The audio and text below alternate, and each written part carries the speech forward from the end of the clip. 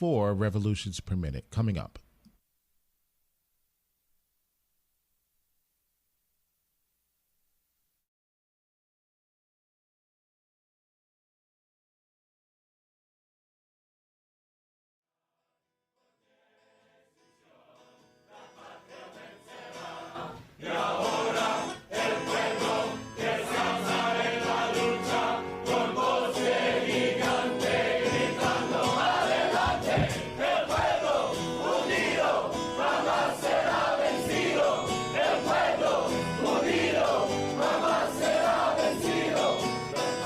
Revolutions Per Minute is a weekly radio show from the New York City chapter of the Democratic Socialists of America, recorded live at WBAI 99.5 in Brooklyn every Tuesday at 5. RPM is about doing the work to build a democratic socialist future. Every week, hear the latest news, analysis, and organizing experience from the minds and hearts of activists fighting every day in NYC. Join the movement at socialists.nyc. Yo, what's good, New York? This is Jack Devine.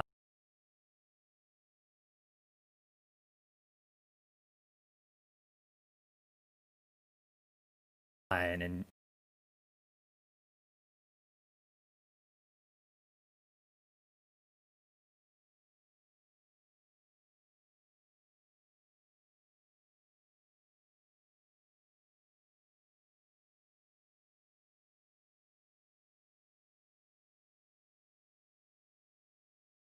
we're working together to build democratic socialism in all 5 boroughs. Before I get rolling on our normal introduction, and it's clearly not normal times, I wanted to play you all a brief clip. And so while you're listening to this, I want you to think real hard about one question. Whose side are you on?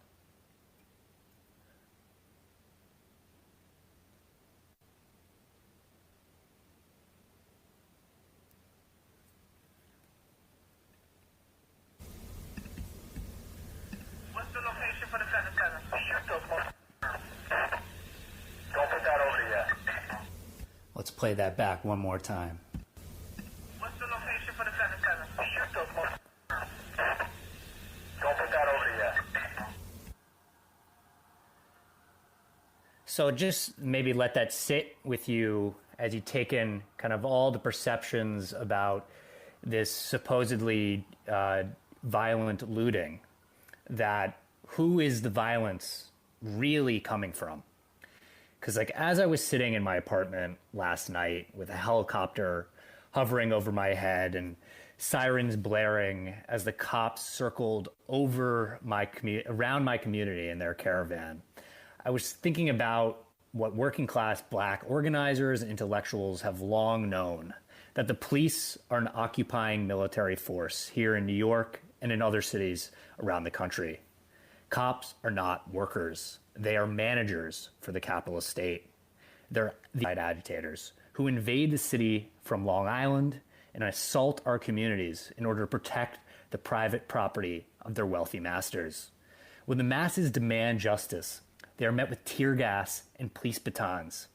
The corporate media seems to care more about the broken windows of billion-dollar corporations that have built their wealth on looting the workers of the world than the broken jaws of civilians who are taking a stand against the extrajudicial executions by state officials of our black brothers and sisters.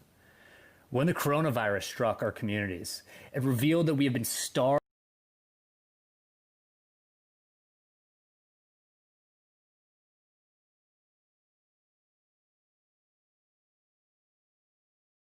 of the necessary resources to deal with any sort of public health crisis. Now, over 100,000 are dead, and the total continues to climb. But there always seems to be enough money for state violence. As the social welfare state has been drained, the budget for state violence overflows with military-grade equipment for the expanding police force and more cages for the black communities they attack. However, this is not the time to despair. The oppressed are standing up and fighting back. So shout out to all the courageous comrades out there on the front lines. Today, we're joined by two returning guests, Cheryl, and Justin.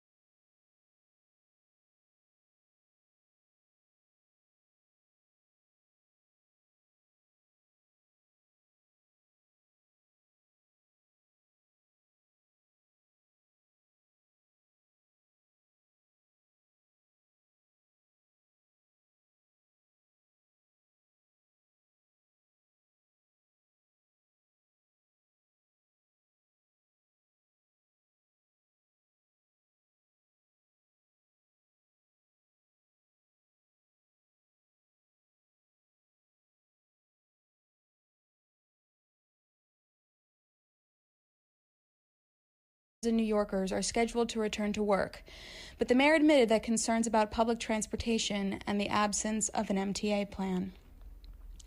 The State Board of Elections was sued by disability rights groups for not making the new absentee ballot program more accessible. The Brooklyn Housing Court is likely still weeks away from holding in-person hearings, in part due to unique challenges of the building at 141 Livingston Street. Governor Cuomo's moratorium on evictions is set to expire on June 20th. Included in Governor Cuomo's recent austerity budget was a broad grant of immunity to hospitals and nursing home companies for any liability they might have otherwise incurred in their response to COVID-19. And in election news, Jabari Bridgeport is blowing away the field in fundraising thanks to a massive small dollar donor base. In the latest campaign finance filing, his campaign reported a sizable lead in total funds raised and cash on hand, in addition to an overwhelming lead in total donors nearing 2,900. Bernie Sanders also endorsed Jabari on Wednesday. Gay City News covered Bridgeport's campaign finance report, noting that he would make history as the first out LGBTQ black state senator in New York, even though many liberal LGBTQ Democratic organizations have endorsed Jason Salmon. And finally, multiple New York incumbents pledged to return donations from police, correction, and court officer unions.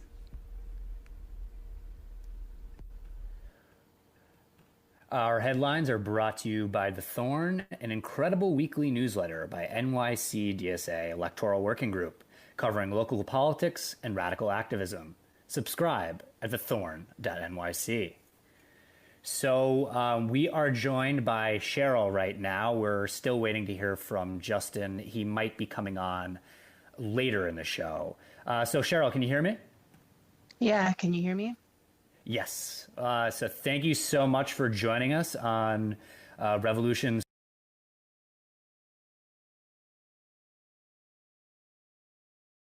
per minute today.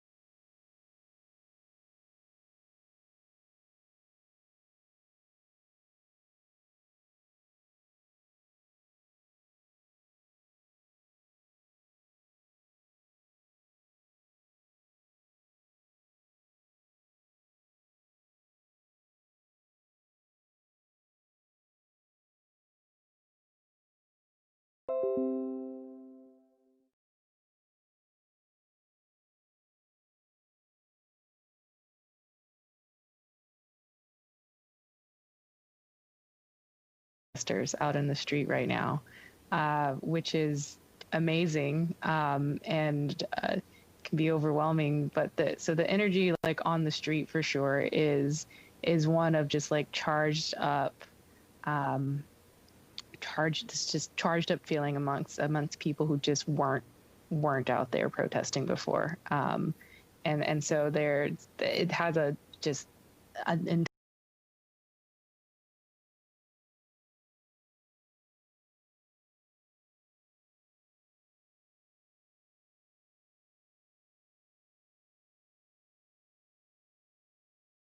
entire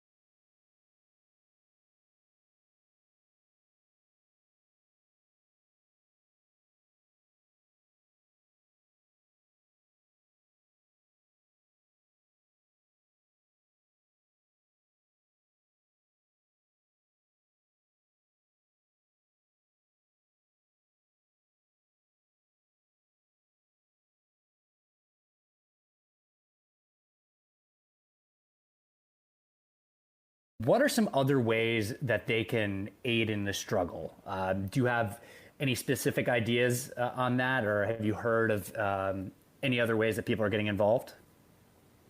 Yeah, I've definitely there's still bail money is needed. Their bail money will continue to be needed.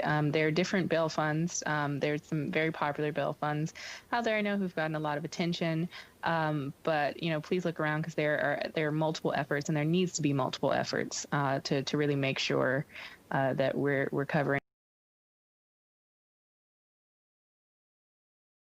everyone. But bail funds are an easy way for people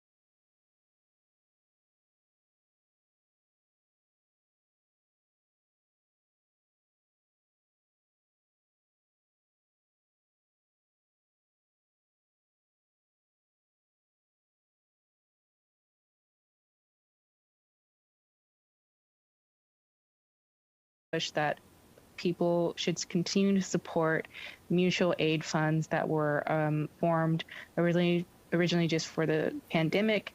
These mutual aid funds, like the grocery funds, getting people groceries, are still incredibly important. They're even more important as when you're protesting in the street, you may not have time to do certain things that you would otherwise be doing, and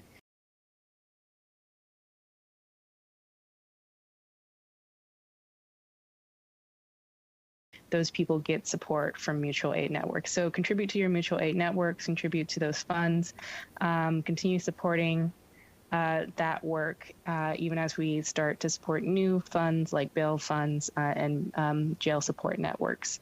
So I would say jail support, bail funds, and mutual aid networks. Support those things, and you can basically support those from afar. Yeah, the kind of your summary there, I think, really covers both after the original question I asked you and then that summary of all the other ways that people can plug in to this movement.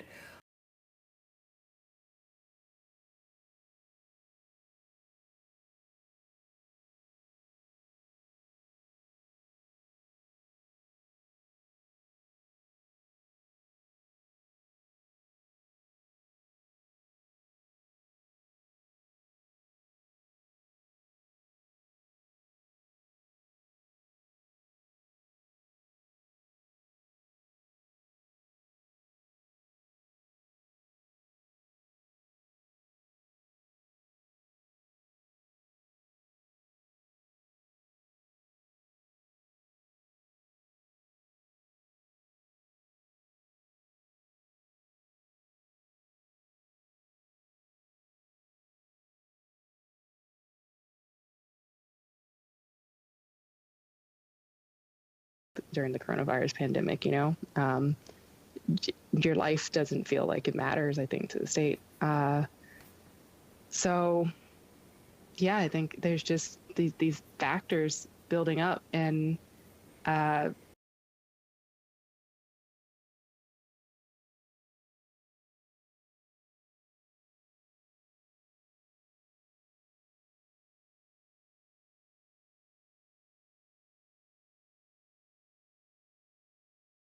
people also have joined in these protests too, because it's not just Black people in the streets now. I'm tired, and so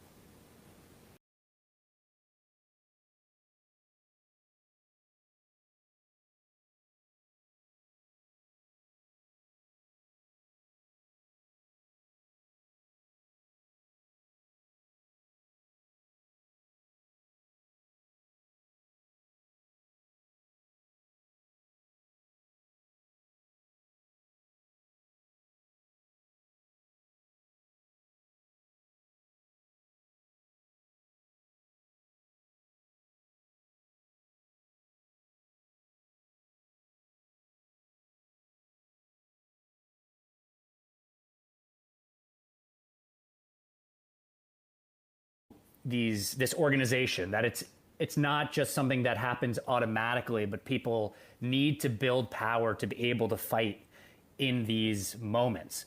Justin, can you hear me? I believe that you're on the air now too.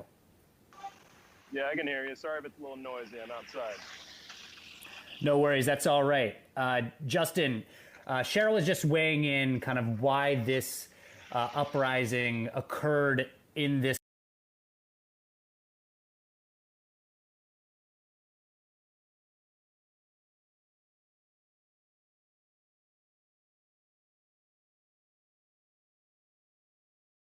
moment. I'm not sure how much you're able to hear.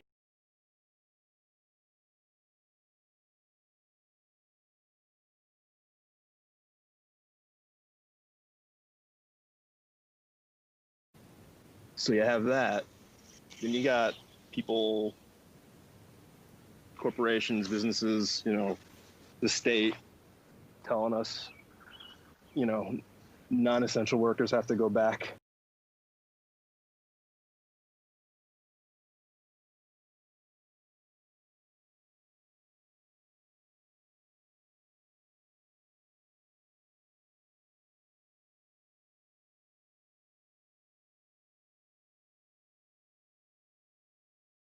To their jobs.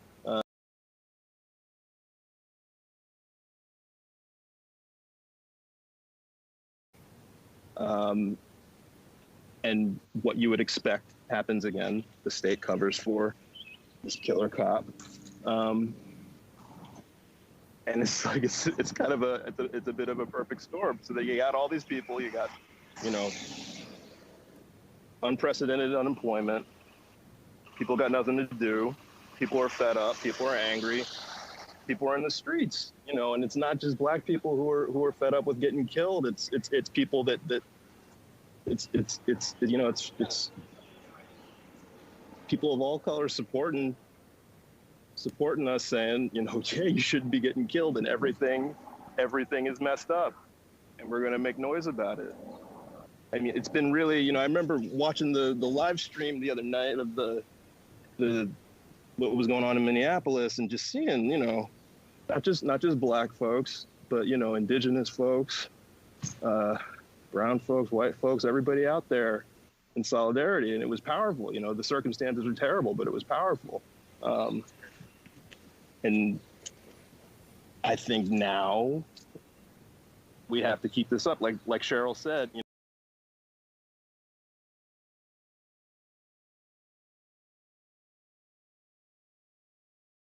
I'll use a different metaphor, but the genie's out of the bottle. I don't think you can put it back in.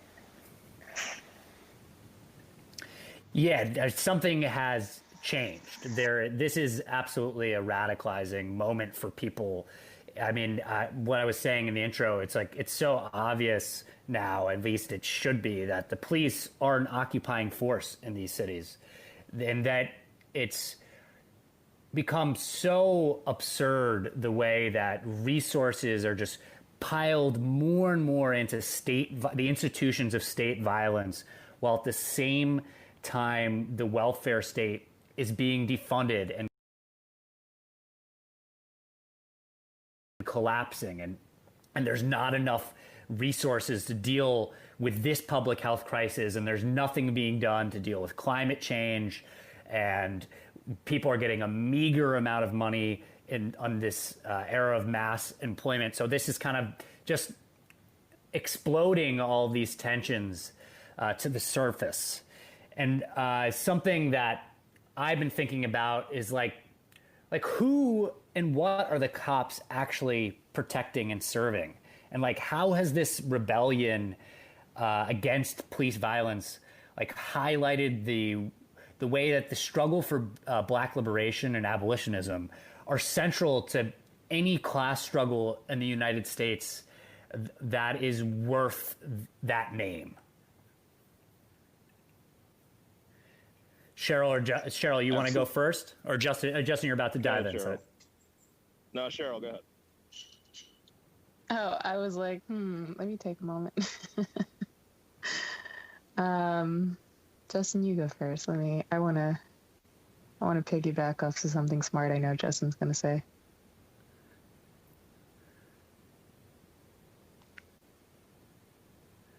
What I was going to say was, the other day,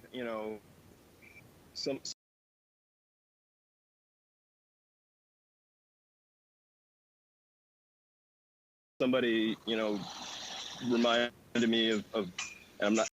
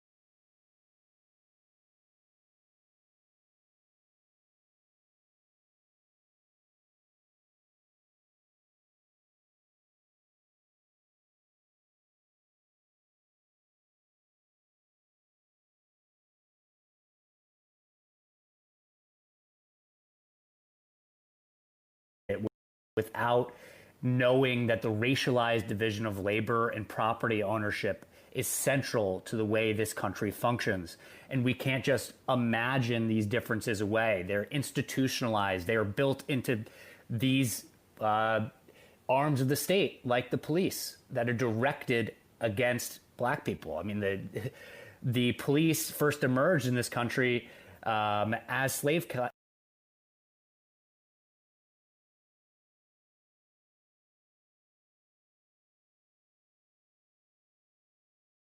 catchers, and also to break up strikes. So these functions, class domination and racial domination,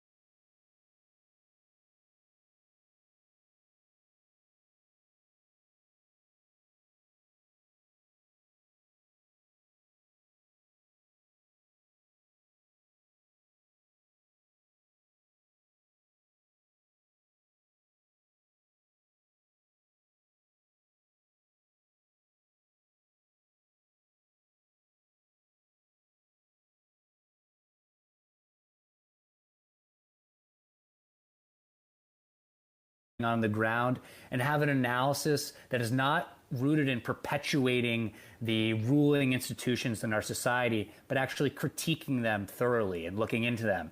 And right now, this sort of institution is under threat. And the corporate media during this crisis is spreading really nonsense narratives that like the looting is what we have to be worried about, while looting is happening every single day by the ruling class to the working people. That this country was built on looting, on the looting of Africans and bringing them here in chains and then making them slaves and building up the wealth of the South, or looting the land of indigenous people. And this looting continues. So don't buy into their narrative. And in order to challenge that narrative, we need institutions like WBAI. So this is a really, really great time to become a WBAI buddy. We know that it might be a difficult time financially for some people, but if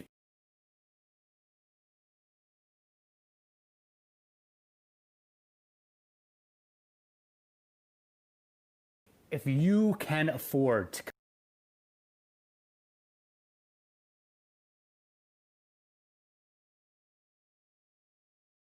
commit to the station, just go to WBAI.org and become a WBAI buddy in the name of Revolutions Per Minute. We have some great premiums that we're planning to put out later in the month, but right now you can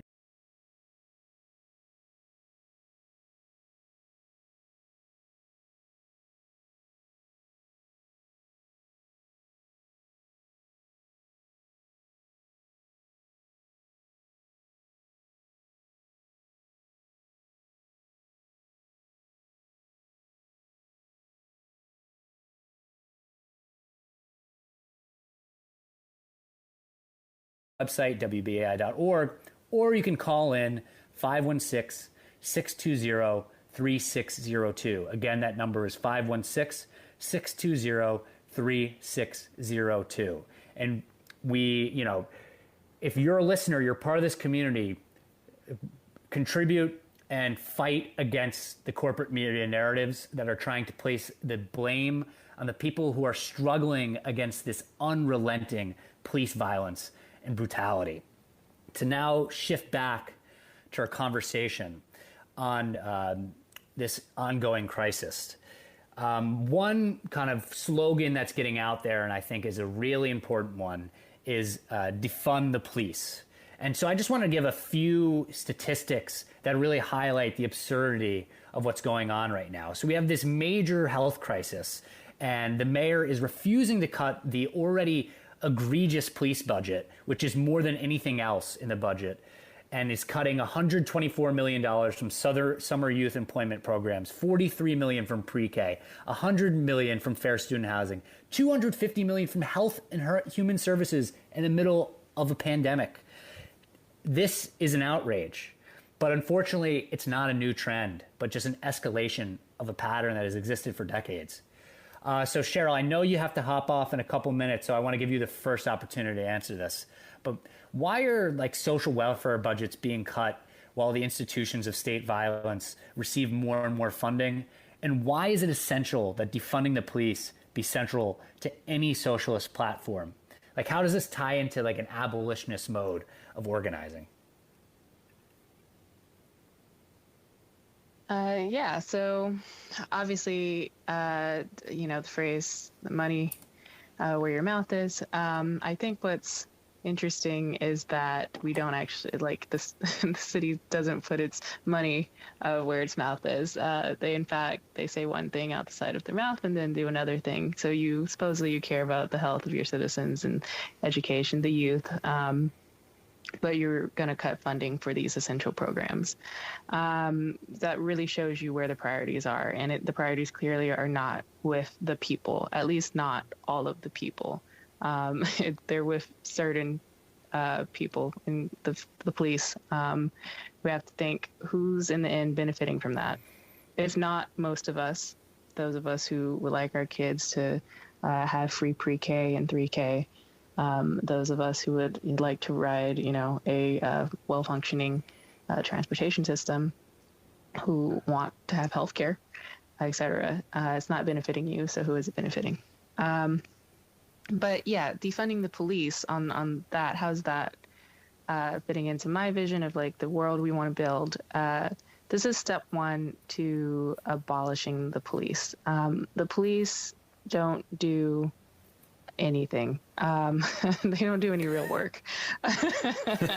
Yeah, I mean, the thing that they do is like, murdering and killing, but that doesn't count as work, the actual like work of like, yes, keeping each other safe is important, but the police don't do that. So ultimately, if the police don't do that thing that supposedly they're there to do for us, why are we funding them? Defund them. We'll disarm them. We eventually want to disband them, I think, abolish the police. But the first step in this is you have to take this funding back and put it into things that actually build the socialist vision, the vision that where everyone is taken care of. Building that vision of that world, you have to have some money from somewhere, and we can take it from the cops, and we can put it towards 3K, we can put it towards healthcare, we can put it towards transportation. So that's definitely why we should defund the police. Think about what the police end up doing in your community versus where all of that money could be used instead. Yeah, spending millions of like tens, if not hundreds of millions of dollars on riot gear, like tear gas that is poisoning people while people are dying in hospitals while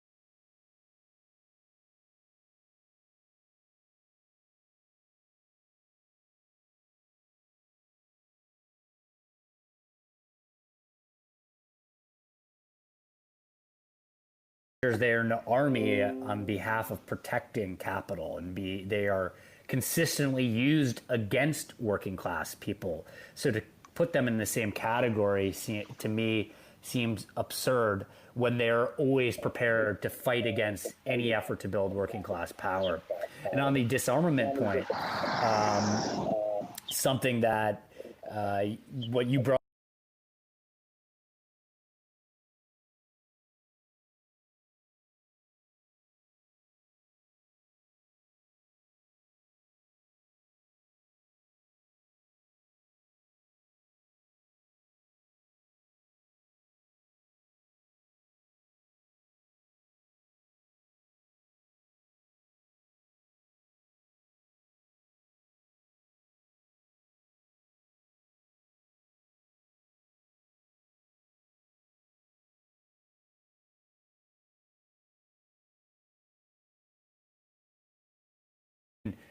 set up for working class people, where they are constantly being monitored and punished, especially in America's racialized populations. And the key point about defunding that you made is that, yeah, it's not like we're going to get rid of the cops, snap our fingers. You can't legislate it away. But it's the same thing as with socialism. We're not going to be able to legislate into socialism, but it doesn't mean that it's not worth working towards certain reforms that create space for more organizing. And as you were kind of hinting at, building a real alternative that can be actually believed because it's being experienced. So we only have a few minutes left, but I did want to get your thoughts on something, because we're in an organization, DSA, that I think we both think is very important and does a lot of really great work. But it's a democratic organization, so it should be open for critique. So was DSA prepared for this moment? Like, what potential strengths and weaknesses of the organization have been revealed by this emergent struggle? And how can the socialist movement reorient its strategy to make the struggle for Black liberation core to its theory and practice? So, prior to this moment, and even stepping back even further beyond, the murder of George Floyd to, and then coronavirus, before coronavirus, we had our legislative campaigns that we were advocating for. You have had some of those people on the show. We need to get those folks into Albany. We need to get Jabari Bridgeport, Marcelo Martins, Zoran Mamdani, Faros the Front Forest. We need to get them into Albany. We need to get some Elias Lopez to Washington, D.C. That said,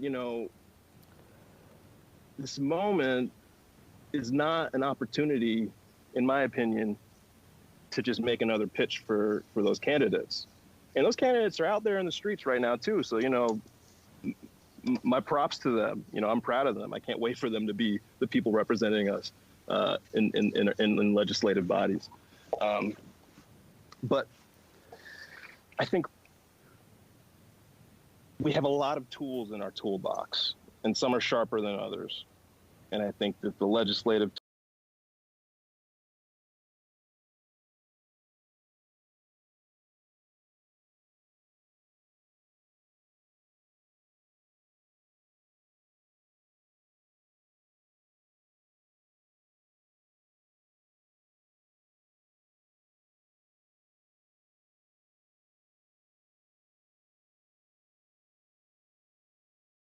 locally based way, neighborhood way.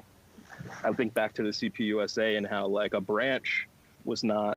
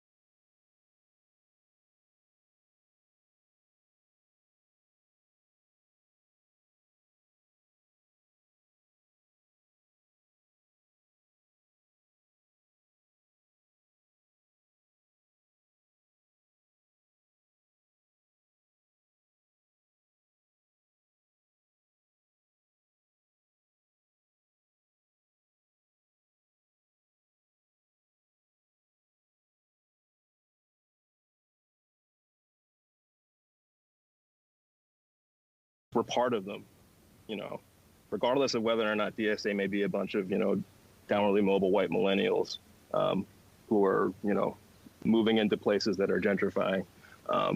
They live there too, and the landlord is screwing them over just as much as anybody else.